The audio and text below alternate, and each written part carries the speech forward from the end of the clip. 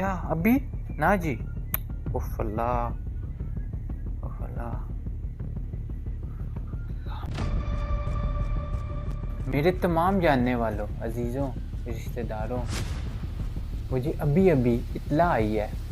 इत्तला नहीं, मेरी इस बात को आप वार्निंग समझें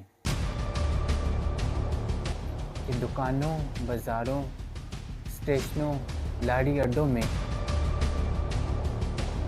मूंगफली आ चुकी है, जो आप खुद भी खाएं और हमारे लिए भिजवाएं। आज से हम आपको होलसेल के बारे में इंफॉर्मेशन देंगे और उस हवाले से हम आज से वीडियो बनाएंगे।